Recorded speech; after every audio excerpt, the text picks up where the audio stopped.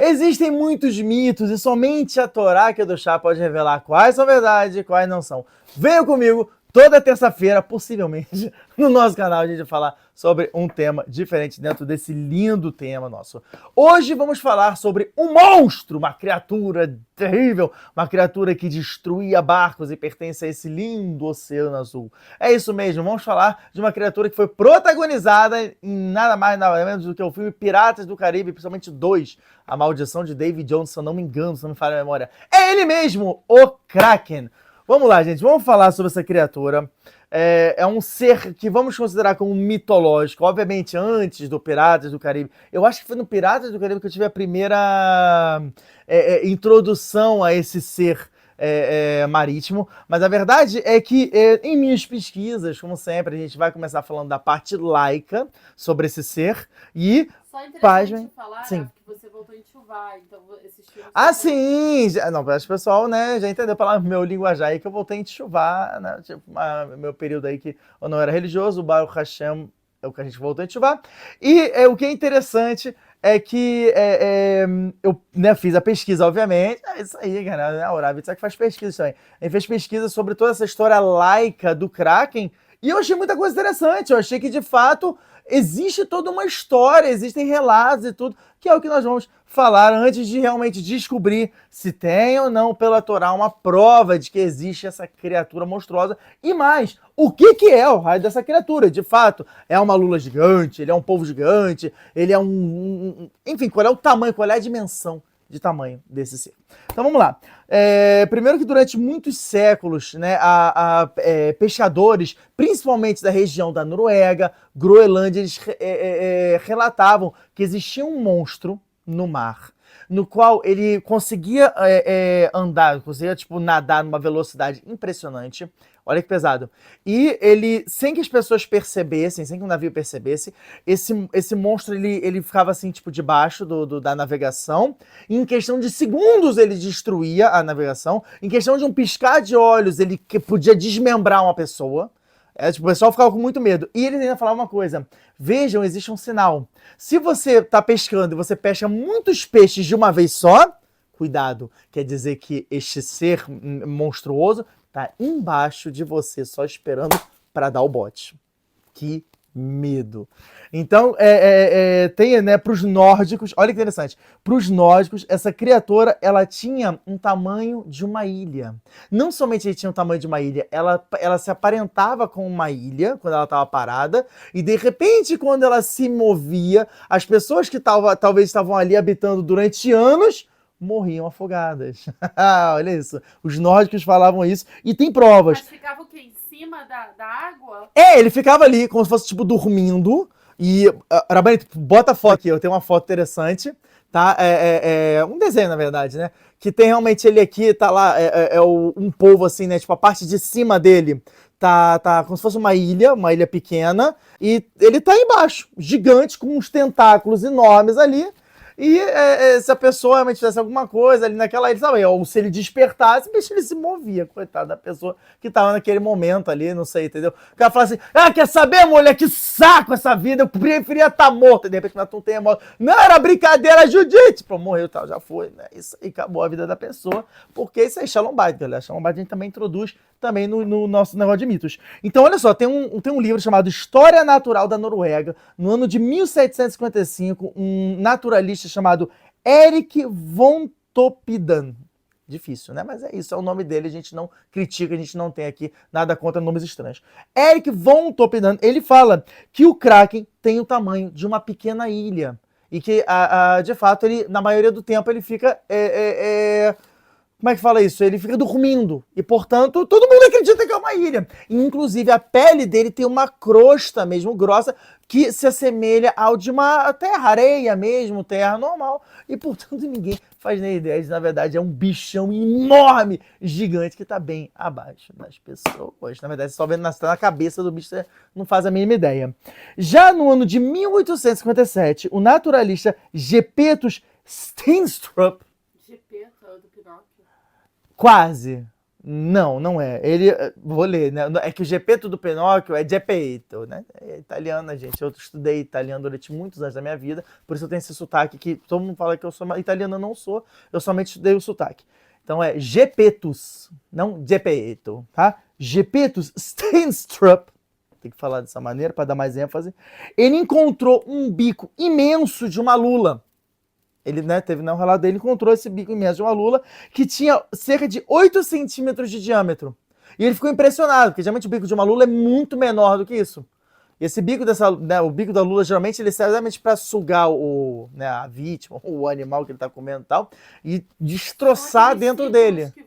Não. O bico ele fica no meio, né? Tem os círculos dos tentáculos que servem para grudar tal, para ele se movimentar, inclusive nadar tal. Mas o bico é o que fica no meio. Que tanto, pra quem nunca viu, né, Piratas do Caribe, o 2, a maldição de David Jones mostra explicitamente quando o bichão vai atacar, ela abre uma boca gigante, e essa boca fica no meio do tentáculo, tipo, tem uns tentáculos do lado, e no centro ali do núcleo, bonita foto, ele vai botar foto aqui desse tentáculo, essa boca enorme, vem, ela abria e ela devorava os bichos. Ele falou 8 centímetros. No início eu falei, cara, não é realmente uma coisa tão grande, mas ele falou que em relação aos outros bicos de lula é uma coisa absurdamente grande. Não sei, pelo menos é o relato do nosso querido Gepetos aí, né, que depois foi fazer o Pinóquio, né, emendando a piada arabanita. E ele falou que ele ficou meio obcecado por essa descoberta, e ele, de fato, foi encontrando outros resquícios de restos de lulas gigantes espalhados no mundo, principalmente do Atlântico Norte, ele achou. E, portanto, ele escreveu isso, né, no livro dele e tal. Agora, tipo, me fugiu o nome do livro dele. Mas ele chamou de lula dominante. Ele falou, o nome dessa lula específica, essa espécie, é lula dominante. Tá bom? É isso. Agora, pela Torá, a gente tem prova desse ser? Tem prova do que a gente está fazendo? E é claro, é óbvio, que se eu estou falando aqui, é porque o nosso queridíssimo Zohar Kadosh vai relatar alguma coisa sobre isso. Zohar de Parashat Vaikra, da Fiuda Mudalha, na página 10a, fala o seguinte: existem seres marítimos que são enormes e criaturas incríveis debaixo do mar. Sobre isso, olha que reduz, que lindo, que pintura, que obra de arte.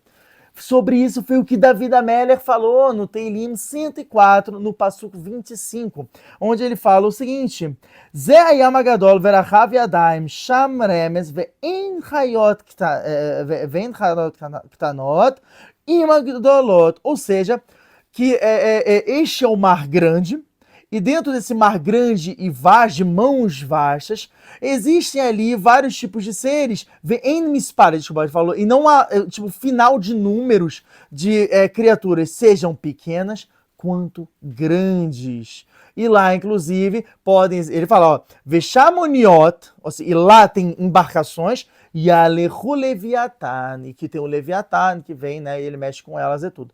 Detalhe, ele não está falando que é só o Leviatã. Esse aqui já é o passuco seguinte. Se vocês pegarem, esse aqui é o passuco 26, que fala do Leviatã. Então o passuco 25 não necessariamente tem relação, a gente está falando que existem criaturas gigantes no mar. Tá bom, essa é a opção. Agora, tá falando sobre o Kraken até agora, Abanita? Não está falando sobre o Kraken. Encontrei uma prova concreta? Não encontrei. Mentira! Encontrei no Tzelolam. Claro, no Tzelolam, no Helek Beit, no capítulo 2,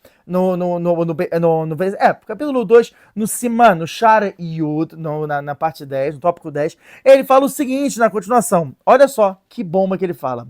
Adagagadol Shebayam, o maior peixe, criatura marítima que tem no mar, Shmo, o nome dele é Kiliana. Aí você fala, nossa, essa informação até agora zero. Calma. O nome dele é Kiliana. Verov Godulo e Gadelalav Asabim. Ó, na maioria dessa espécie, ou seja, não é só um, é uma espécie. Na maioria desses seres dessa espécie, eles têm o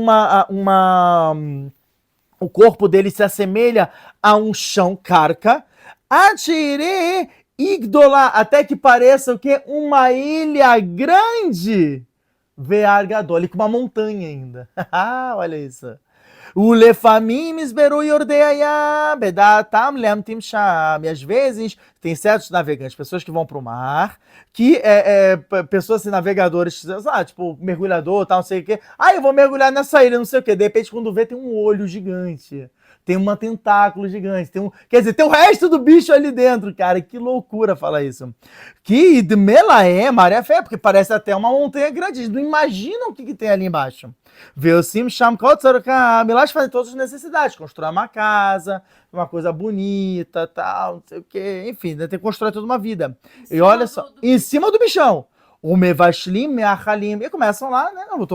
Vou comer, tal, não sei o quê. Vai começar a cozinhar coisa, vai cozinhar o quê? Vai fazer uma fogueirinha maneira. Ei, olha só que fogueira bonita. Só que quando as pessoas fazem isso, vai kasher e hamladag, veiarik adagaesh, algabó. Quando esse peixe ele sentir ali, tá queimando aqui, tá queimando, o que ele vai fazer? Ele vai, olha isso, ele vai sentir nas costas dele ou na cabeça dele, Yara, ele vai descer, que ele vai querer o que? Se resfriar.